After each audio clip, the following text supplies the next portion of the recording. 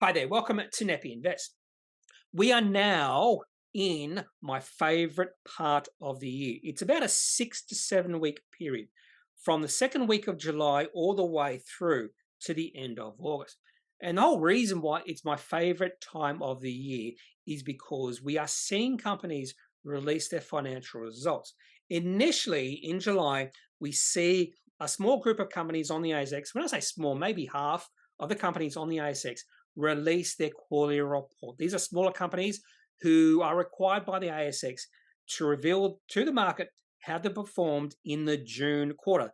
For most companies, the last quarter of the financial year.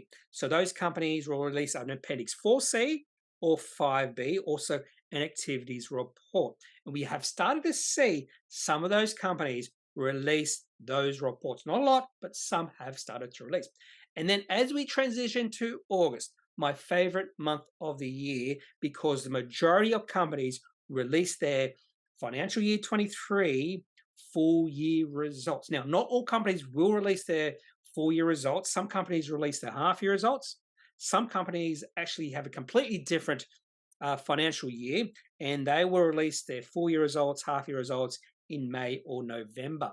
So I am excited right now because over the next 6 to 7 weeks, we all get to read how companies are performing. And hopefully, when companies release their full year results in August, they already have an indication of how they're performing in financial year 24, and they might give us a bit of a sense on how they are traveling in the new financial year. So I'm very excited over the next 6 to 7 weeks.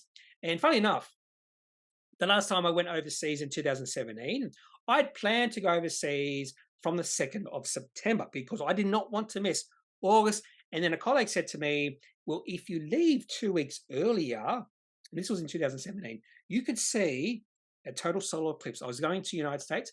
My favorite part of the world is Western United States. And when I say Western United States, I don't mean Los Angeles, San Francisco. I'm not a city person. I hate cities. I like nature.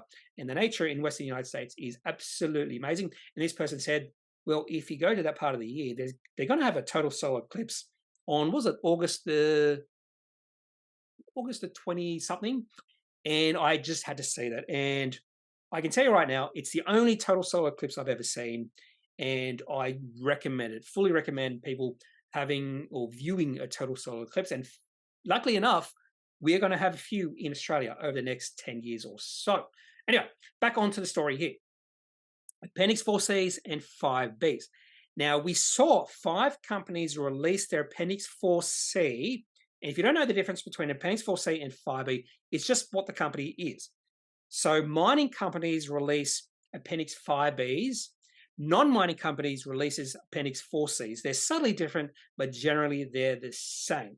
And the majority of mining companies, or at least Appendix 5Bs, are exploring companies and they have no receipts. So typically I ignore Appendix 5Bs, but I do focus on Appendix 4Cs, and I'm primarily focusing on those companies that have receipts because I track the receipts and receipts growth, hopefully over time. In fact, I've been doing this for over 10 years, and you'll be able to see that when I show you my Excel spreadsheet. Anyway, let's go back 1 week ago to the very first company that released their quarterly report in July. And that company was Orion Metals. Hands up who's heard of this company. I have not. So typically mining companies will release 2 announcements. They'll release an Appendix 5B cash flow report and activities report. Now, some mining companies, in fact, it's probably 50-50, will combine both of these reports into the one. And I'll show you a case of this later in a few seconds. So typically I will open up the very first Appendix 5B or Quarterlies activities report. And I want to see if the company has any receipts. For Orion Metals, no receipts. So I'm not interested in their cash flow, but I did open up their activities report. I just wanted to see what this company does. And straight away in their exploration activity section, they said no exploration activities were conducted during the quarter. It's not a good sign. And this company is not a company at this point in time, because they mention here that the directors have continued to concentrate on investigating the acquisition of new assets by the company. This company has no cash, so they will have to do a capital raising. In fact, they might have mentioned this.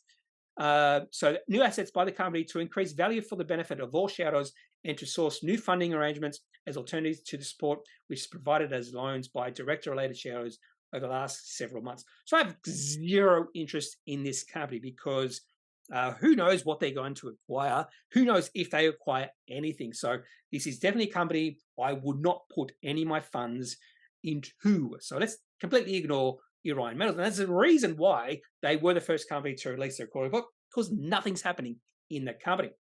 Now, a few days later, now what I've done here is, by the way, if you don't know, this is ComSec. And I've just filtered all the announcements. And the 3 filters, in fact, there's 4 filters here. I've only filtered market-sensitive announcements. Another filter is commitments, test, entity, quarter reports, which is Appendix 4Cs.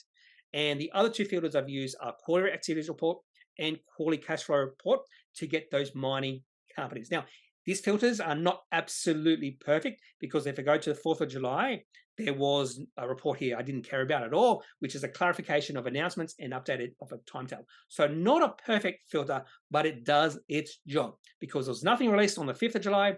And then on the 6th of July, we had 2 mining companies release their quarterly reports, King River Resources and Boa Metals. Both these companies have no receipts. They're exploring mining companies, so I won't look at either of these companies. But you'll notice that King River Resources separated both reports, quarterly activities report and a cash flow report, while Boa Metals combined both reports into the one document. I prefer mining companies to separate their reports into an activities report and cash flow because it's easier, because I'm more focused on cash flow reports. So if I open up the King River, go straight to the cash flow. This is what I want to see. But if you open up the Boa Metals, and I've never heard of these companies before, it goes straight to the activities report. And this activities report could be 10, 15 pages long, some of them. And then I have to scroll down to what I'm interested in, which is the cash flow report. And as I said before, these companies have no receipts. And straight away, when I see they have no receipts, I just close down the document. So in the first week of July, nothing exciting happened in terms of quarter reports. And then we get to the 10th of July. And we've had 2 companies release their quarterly report on the 11th of July. So then we get to the 10th of July. I am recording this video just after opening, by the way. So we did have 5 companies release their Appendix 4C. I'm ignoring the first company in this filter. Let's just zoom in a little bit. That first company was Asian American Medical Group, which was a quarterly update. There was nothing interesting in that. I did actually open it up. But the first company to release their quarterly report or their Appendix 4C for the month, in my opinion, was ECS Botanics. This company has receipts. Not only does it have receipts, it's growing receipts. Now, typically, I do a video on the company that released the first Appendix 4C for the quarter, but I did a video on ECS Botanics not that long ago, so it's pretty ridiculous me doubling up on that. The second company to release their Appendix 4C was Alexium Group. That was 8 minutes after ECS Botanics, and then 10 minutes after Alexium, we had Althea Group release their Appendix 4C. And I've already done a video on Althea Group about 2 or 3 months ago as well. So I thought what I'll do in this video is just combine and look at these particular Appendix 4Cs in the one video. 2 other companies released Appendix 4C and later in the day, and those were Hazer Group and Invex Therapeutics. I'll briefly look at these Appendix 4C and then another mining company released their Appendix 5B. That was OD6 Metals. And I look at all these, by the way. So I'm a busy person the last few days of the month, particularly the last day of the month, because we might have 200, 300 of these reports being released. And some of these reports take ages to open up, like this one. Even though I have fiber to the premises, I don't know why it takes so long to open. These aren't big files. Take your time. Take your time. There we go. So I have no idea what this company does. Looks like they're rare earth. Yep, rare earths. And again, they've combined the 2 reports into the one document. And again, company has no receipts, burning through a little bit of cash. So if you are interested in these companies, the main thing is to look at is cash on hand. This company went from $4.7 million of cash to $3.5 million cash. In the year, they went from $8.4 million to $3.5 million. They will have to raise cash soon. This could be a situation. No, well, I thought maybe in Section 8 they would have had to answer 8.8, but they didn't. Now let's have a look at the 5 companies that did release an Appendix 4C on the 10th of July. And then I might just have a quick look at the only company that has released an Appendix 4C so far on the 11th of July. That is 8 Common. And then I'll show you what I do with my spreadsheet. So let's go to the first company. The winner of the kneppyinvests Appendix 4C award of being the first company to release Appendix 4C for the quarter. Now, typically, not always, but typically, if a company releases their Appendix 4C early, that's usually a good sign. Now, if a company always releases their Appendix 4C early, that's not necessarily a good sign. But Alexium definitely released their Appendix 4C earlier than usual. In fact, let's have a look at Alexium. And we'll look at announcements. We'll look at the last 2 years. So they released their Appendix 4C on the 10th of July. And in fact, they had no announcements between the last Appendix 4C in April and this one. And in April, they released their report on the 20th of April. And if we go back further, in January, they released it on the last day of the year, on the 31st of January, 11:36 a.m. If we go to last year, they released their reports on the 31st of October and the 29th of July.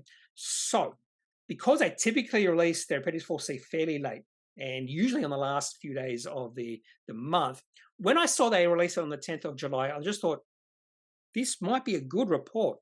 I'll talk about whether I think it's good or not in a second. But first, let's focus on the winner. It's the video I should be doing, the standalone video I should be doing. The only reason I'm not doing that is because I just recently did a video on this company, and that's ECS Botanics. If you don't know what a company does, all you have to do is go to their activity report, and at the end, they should have an about section. For instance, this is a medicinal cannabis cultivator and manufacturer. That's all you have to know about this company at this point in time. Now, typically, I will skip straight past their activities report and go straight to their Appendix 4C. This is the most important part of the report, in my opinion. And the first thing I always look at is receipts, $5.2 million. Now, because for most companies, the June quarter is the last quarter of the financial year, the second column here can be really important as well. So you can see how the company has performed in the financial year. So for ECS Botanics, they received almost $16 million of receipts in the financial year and were operating cash flow negative by only $56,000 in the year, but were operating cash flow positive by $703,000 in this particular quarter. Sounds pretty good. However, in saying that, I don't agree that most companies, if not all companies, include government grants and tax incentives in the operating section. I don't believe that is an operating or part of the operations of a company. It should be separate. It should be maybe in the financing activities. So if you take away government grants and tax incentives for ECS Botanics, this company was operating cash flow positive by about $350,000. So they were still operating cash flow. Now, the other thing I should have mentioned before I started looking at the Appendix 4C, I typically do look a brief glance at the title and the financial highlights. So straight away, ECS Botanics achieves cash flow positive quarter and enters financial year 24 with strong momentum, blah, blah, blah. And then financial highlights, they mention straight away, positive net operating cash flow for the quarter, recording $700,000 of free cash flow. So straight away, because that is the first point in the highlight, that tells me the management of this company is focused on cash flow. And then they mention revenue in the second point of the financial highlights, which means revenue comes after cash flow, which is understandable because that is what the market is telling companies right now. We want to see profitability and cash flow, and then revenue comes after that, which is a little bit different than Althea Group, which we'll have a look at in a second. So after I have a brief glance of the title and some of the financial highlights, I go straight to the Appendix 4C. And as I mentioned before, this company was operating cash flow positive by about $350,000 if you take away government grants and tax incentives. Next thing you have to look at is capital expenditure, which is property, plant, and equipment in cash flows from investing activities. In this quarter, they spent $371,000 on capital expenditure. So this company was not free cash flow positive, in my opinion. In fact, they were free cash flow neutral because cash flows in operations were about $350,000, spent $371,000 in capital expenditure. Yeah, cash flow neutral. So if you take away that capital expenditure from the 700 to 3,000, this 700 to 3,000, this company was cash flow positive. The other thing to notice here is the capital expenditure spent in this quarter compared to the rest of the year. So what is it called? ECS Botanics, whatever it is, spent $2.8 million in capital expenditure for the whole year, which means about $2.4 million in the first 3 quarters. So they spent significantly less on capital expenditure in this particular quarter. So I think you have to take that into account as well. So even though in isolation looks like a pretty good result, there are a few things to be aware of or wary of, maybe another way. And then if we look at other things in investing activities, nothing much happening there. Financing activities, nothing much happening there, just some proceeds or repayments of borrowings. And then section 4 is the cash. So cash on hand for this company went from 2.1 million to 2.5 million. That is good. And the next thing I always look at, I typically skip past section 6, but it's interesting to note they spent $125,000 on consultancy fees, that sort of thing, for or director-related entities, which is interesting, but typically don't focus on that. Next thing I typically focus on is financing facilities. Does this company have any debt? We already know this company does have financing of facilities, or maybe we don't know. But the most important thing here is, in my opinion, is that NAB have increased their company's loan, which is unused, from $800,000 to $2 million, which might be hinting that NAB is more confident of this company. That could be just a possibility. Next thing is section 8, which is not relevant for this company. It's just for those companies that are burning through a lot of cash, and ECS Botanics is not burning through a lot of cash, so it's not applicable for this company. So overall, pretty good quarter for ECS Botanics. Share price rose 8%. At one point in time, it was a little bit higher. In fact, let's have a look at the chart for ECS Botanics right now. Ticker code is fairly easy, ECS. So if we look at the daily chart, share price has been in a downtrend. In fact, how long has this company been listed? I can't remember.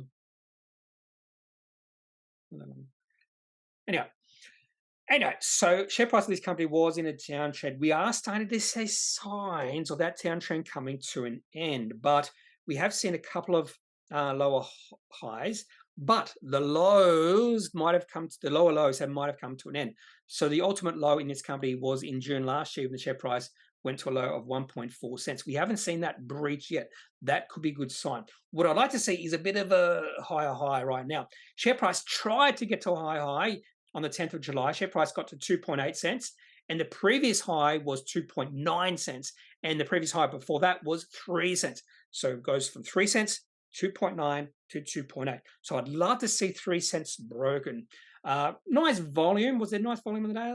Okay, volume on the day. But the main thing is I want to see a little bit more interest in the market around this company. And even though I think the business of the financials of ECS Botanics is moving in the right direction, we don't see that interest in the market just yet.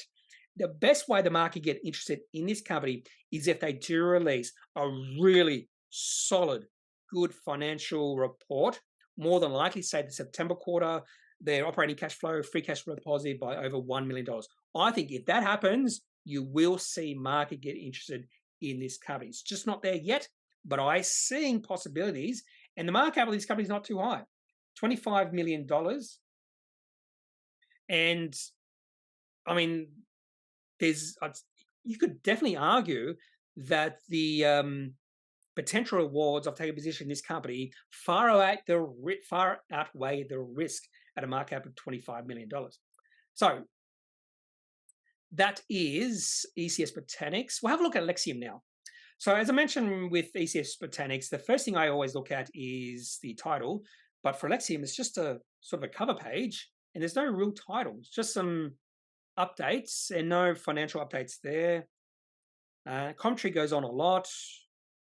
So I am interested in this company because of a few of their technologies, whatever you want to call it, solutions, I suppose. One of the solutions is called Eclipsis, which is a solution or technology whereby it cools down fabric. And in fact, not only does it cool down fabric, the hotter fabric gets, the more efficient it is. And that would be really useful as a runner to be able to feel your fabric getting cooler the hotter you are. Just imagine that. But they're more focused on bedding and military, that sort of thing right now, not on people like me, runners anyway. So a lot of commentary here. I will go through this at a later date. They also have an outlook, which was fair enough. They're positive about the outlook, which is, most management should be positive about that, not always. Anyway, the most important part of the quarterly report is the Appendix 4C. So for Alexium, $1.9 million of receipts, and that probably, I did have expectations for their receipts. I probably would have preferred receipts to be a little bit higher. For the year to date, 6.6 million, but the company was operating cash flow positive by $255,000 in this quarter, and operating cash flow negative $1.1 million. So obviously they spent a little bit less money, and the reason behind that is because receipts actually fell from last quarter to this quarter, but they're operating cash flow negative last quarter. So there were some changes in working capital, and you don't see changes in working capital in the Appendix 4C. It's one of the flaws of this. You'll see it in the full year results in August, and more than likely Alexium will release their full year results like August the 30th, that sort of thing. But the most important thing here is they're operating cash flow positive $255,000. And this did cause a little bit of interest in the market. In fact, Alexium share price rose 38%. Now, it was on low volume. Let's have a look at the chart right now, I suppose. It was on low volume, and that is a negative, in my opinion. So you want higher volume. And the share price is still in a downtrend. So this is not a breakout or anything like that. And when I say low volume, it wasn't, you want higher volume. So a very small portion of the market were excited, or were excited about Alexium's quarter report. And the main reason that small portion were excited was because they were operating cash flow positive. In fact, they were also free cash flow positive. So $255,000 positive in operating cash flow. They spent $84,000 in intellectual property, which might be capitalized research and development. $1,000 in property, plant, and equipment. So not much capital expenditure there. Not only not much capital expenditure for the quarter, not much capital expenditure for the year. So this company was operating cash flow positive, free cash flow positive, which means the cash on hand probably increased, but it didn't. And the reason it didn't is because they repaid some of their loans. And one of the red flags I have in regards to Alexium is a cash on hand. $513,000 of cash on hand, which means there is a possibility of a capital raising in the future. The other red flag I have in regards to Alexium is if you go to section 7, which is financing facilities, section I always look at, they have a bit of debt. $5.1 million of debt. Now, they also have $1.1 million of unused financing facilities, but current interest rates on their debt is 13.5%. And this can be quite bad for these small companies. So I prefer companies without any debt, particularly debt that has an interest rate of 13.5%. And Section 8 is not relevant for this company as well because they were operating cash flow positive. So a few red flags in regards to Alexium, but the market did get excited. And I'm just going to have a quick look because current time is 10:40 a.m. Has there been a sell-off this morning? Let's have a look. I don't know why I did that. So with the share price rising, was it 38.5%? I would have liked higher volume than that. But you can see the previous day, there was 513 shares traded. So anyway. Yeah, no selling. No, there's no one interested in selling. No one interested in buying right now. But I wouldn't be surprised to see the share price drift back to 1.4, 1.3 if we don't see any buying, because the sellers will become a little bit frustrated and they more than likely are to dump on market and just take the share price or the price offered by the buyers. So, and that's the reason behind that is I don't think this report was as quite as impressive as being a company that did have operating cash inflow. And one of the reasons behind that is, and I did, even though I did say I don't go through commentary. I did have a very quick look at one section in the commentary, and that was a Q4 cash flow commentary. And one of the reasons I don't think this was quite as impressive as the numbers is because this little section right here, the company experienced a quarter-over-quarter reduction in raw material purchases and production-related costs of $300,000 due to timing of raw material purchases. So they cut back on the raw material purchases, and if you include or increase their costs by $300,000, that means the company was actually free cash flow and operating cash flow negative by a very small amount. So a few red flags, but a few things to like about Alexium. And there will be another thing I don't like about Alexium, and that will become clear when we look at the cash receipts history. Now on to Althea Group, another company I've recently done a video on because things are moving in the right direction for this company. The first thing I look at is the highlights and the title. And you'll notice a little bit of a subtle difference between what Althea Group is highlighting and what ECS Botanics does or did. So Althea Group is highlighting revenue or cash receipts. So AGH, which is their ticker code, achieved record quarter with $9.5 million in receipts from customers, $33 million for financial year 23. And in the financial highlights section, straight away they go to receipts for the year. Second point is they look at receipts for the quarter. Third point, they talk about net cash used in operating activities decreased, not by how much it is. But the fourth point is probably the most important point, in my opinion. So the company remains fully funded, which is okay, but the company anticipates reporting a positive cash flow result for the September 2023 quarter. So in my opinion, that is the most important part of the commentary. Now, if you don't know what Althea Group does, again, they're in the marijuana sector, and they have a few subsidiaries in the recreational and pharmaceutical cannabis area. So have everything covered. So let's go past through the commentary. I might have a look at this at a later date and go straight to the Appendix 4C.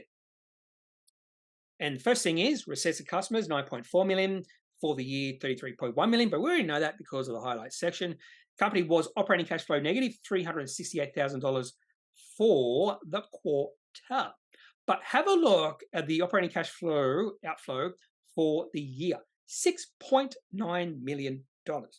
Now, the cash receipts haven't increased at a great deal because for the year, cash receipts were 33 million. So for the first 3 quarters, cash receipts were about 24 million. So about $8 million per quarter. So it seems like they have really cut back on their spending, and more than likely that's in staff costs and administration costs. They have really cut back that. And that's why the company is almost operating cash flow positive, not quite.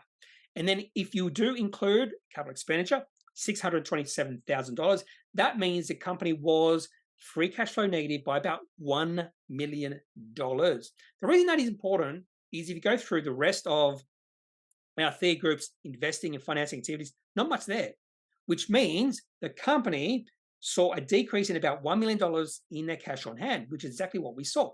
So cash on hand actually fell from 5.3 million to 4.3 million. And that's free cash flow. That's the amount of free cash flow they did burn through. So nothing to be concerned with the cash on hand, $4.3 million. If they still burn through $1 million per quarter, it means in about 1 year's time, they might have to do a capital raising. Next thing I look at is debt. Section 7, no debt, nothing to be concerned at that point. And Section 8 is not a concern for this company either. So things are moving in the right direction for Althea Group. Now, next thing I'm going to look at is not Hazer Group just yet. I'm going to have a look at, if I can find it here, here it is receipts history. This is something I've been doing since 2013. This is my Excel spreadsheet. I started back in April 2013, and unfortunately I could change this easily. I'm just too lazy.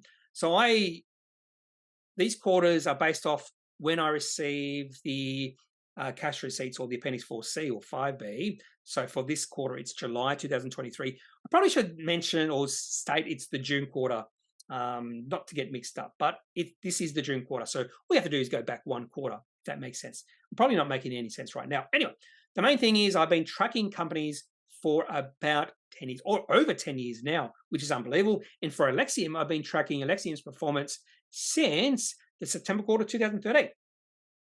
So I probably should start with ECS. Let's start with ECS. I'll go ECS, then Althea Group, and then Alexium. So I've been tracking ECS since September quarter 2019. The main thing I'm looking for here is good growth in receipts, because that's the first thing I always look at when I'm researching companies. Increases in receipts, or for bigger companies, increases in revenue. The main reason I'm looking at that is twofold. First fold is research has shown that those companies that outperform the market have increases in revenue. In fact, it's the best indicator for a company outperforming the market or not, is increase in revenue. Because simply, the best way to increase your profit over time is to increase your revenue. You don't want to see a company decreasing their costs because that's not sustainable, or increasing their margins because that's not sustainable.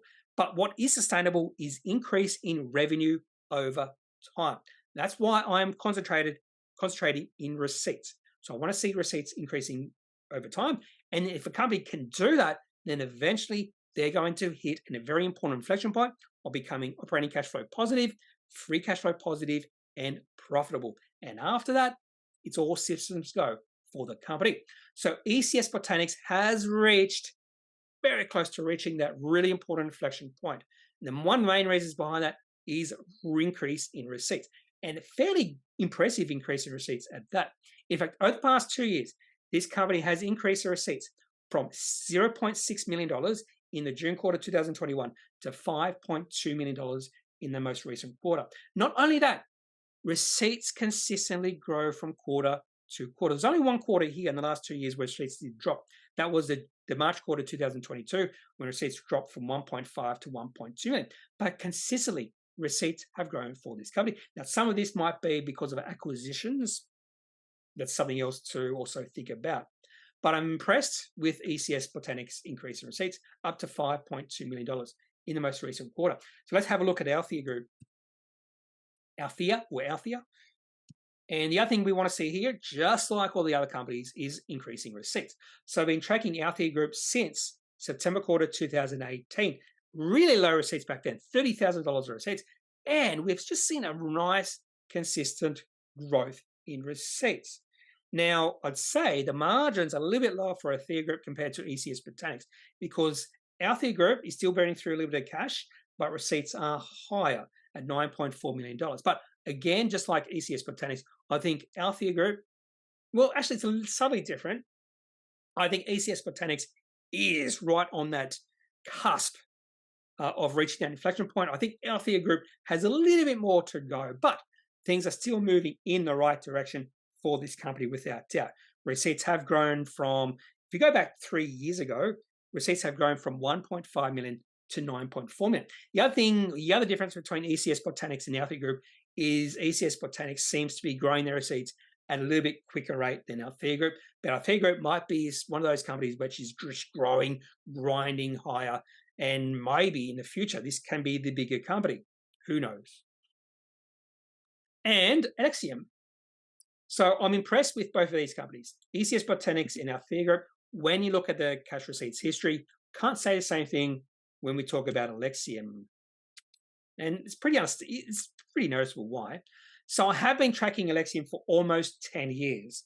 Now, for the first 3 years of that, nothing much happened.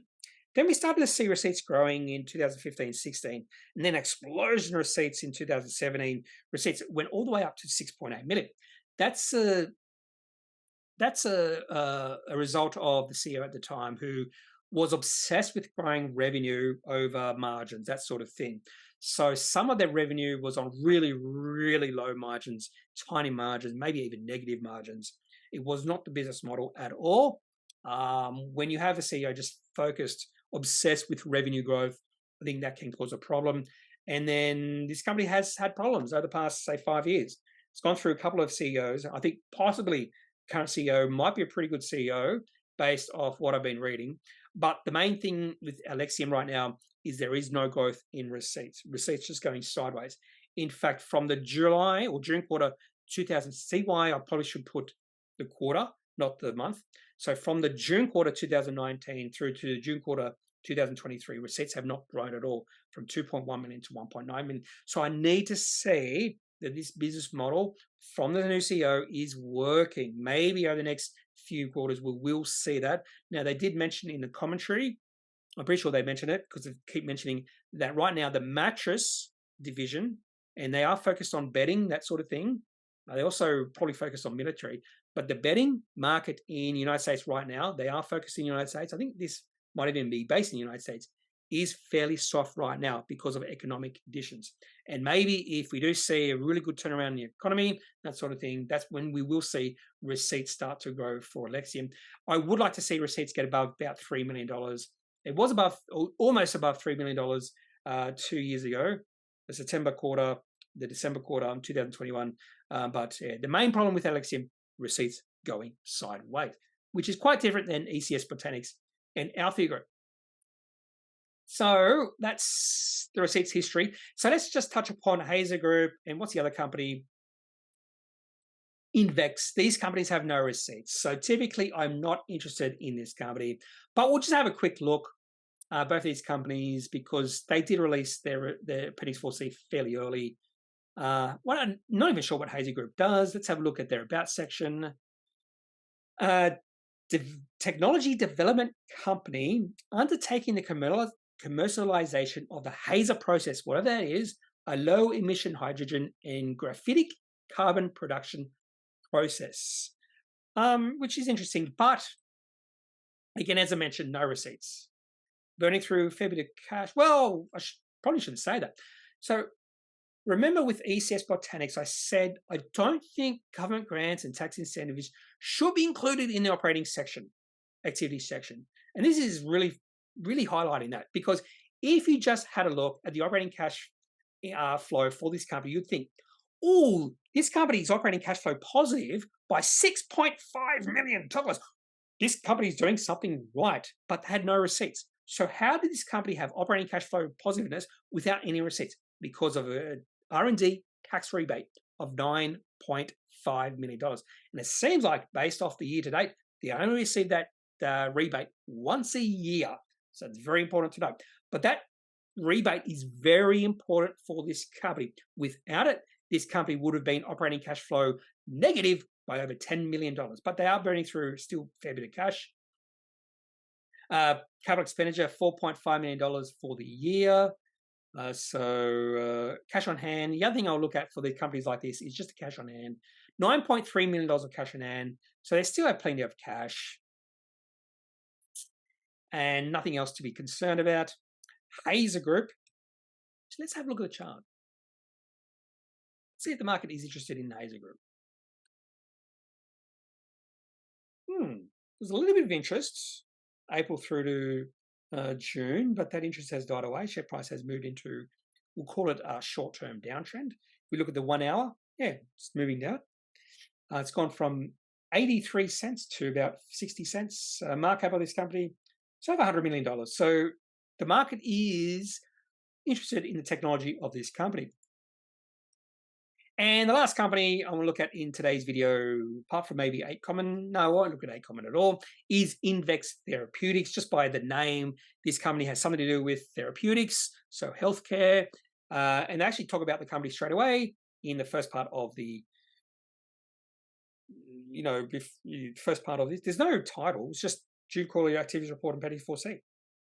So, yeah, going straight to the point of the announcement.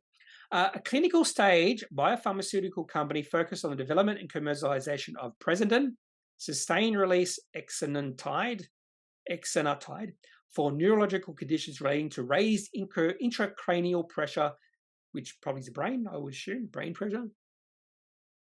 Yeah. And again, this company has no receipts.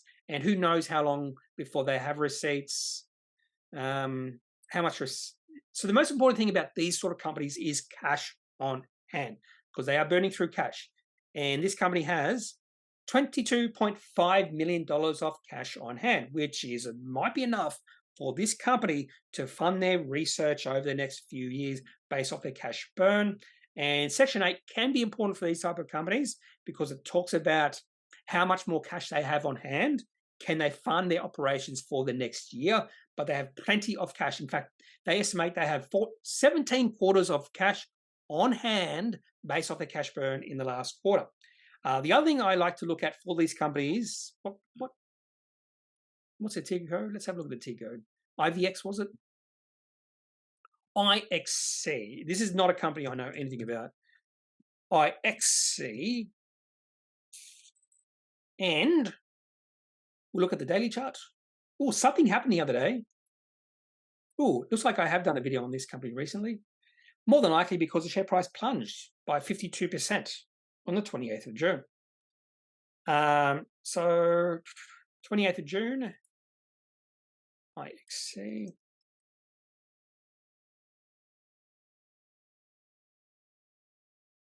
Phase 3 clinical trial update and new market. Or was this a delay in something? I got a memory. Oh, lower than expected. Yeah, I sort of remember this announcement now. Okay, so even though I thought I'd never seen this company before, yeah, okay. So, I wouldn't even take a second look at this announcement because I just don't know how long before they have any cash, and that's very important for this company. But the other thing I might look at is just the market. So according to TradingView, the market cap of this company is 13.9 million. According to ComSec, the market cap of this company is 13.9 million. Sometimes you'll see differences, which is really interesting. Now, the reason that is interesting is because the market cap of this company is $13.9 million, yet the cash on hand, what was it, 24.2 million. So this company is trading at below cash value, or cash on hand, which is really interesting. So the market doesn't like this company at all. So technically, and this is just technically, you could buy this company outright right now for $13.9 million and then just take that cash that it has on the books as profit. Of course, that would never happen. And the reason I think why there is a discount, current discount of this company based off cash on hand is because the market just expects this company to burn through that cash at a fairly consistent rate. I was going to look at the next. So 8 Common, let's just have a very quick look at 8 Common. I didn't have a look at the other company, OD6 Metals. They are a mining company, but this company is exploring company, rare earths, and no receipts. So typically, if I see no receipts for a mining exploring company, I just go straight past it. And I'm pretty sure the other mining company that released in Appendix 5B on the 11th of July, Nova Minerals, I'm pretty sure that's also a mining exploring company. I can't tell you. Also opened up 8 Common. So let's have a look at Nova. Looks like they might be gold. And no receipts.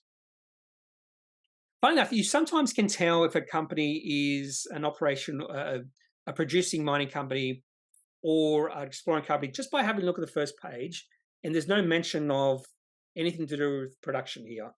They're talking about phase 2 scoping study, a drill program, blah, blah, blah.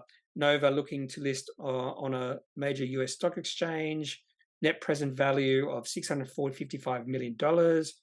So nothing about production. Straight away, you know this is not a production company.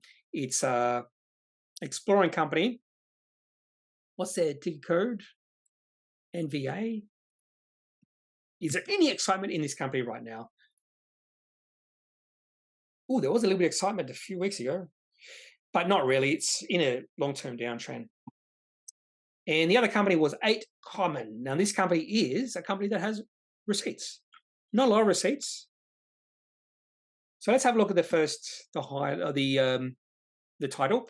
Positive cash flow driven by record cash receipts and revenue. So another case where a company had a good, looks like just based off their title, a good quarter, and they just want to get it out there on the market as quick as possible. Typically, if a company has a bad quarter, they just want to be, they want to release it with the masses. Doesn't always work. So let's have a look. Cash receipts. The other thing I should look at is the highlights. A lot of highlights. They first focus on revenue, then record cash receipts. Do they mention anything about cash flow? They did mention cash flow right at the bottom here. So let's have a look at the Appendix 4C. So $3 million of receipts, $7.7 million of receipts for the year. Now, only operating cash flow positive by $167,000, which is not that impressive. For the year, operating cash flow negative. And of course, the last thing I'm going to do here is go to my spreadsheet. Just go 8CO. There it is.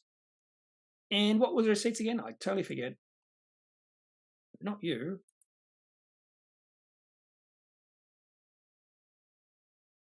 $3 million.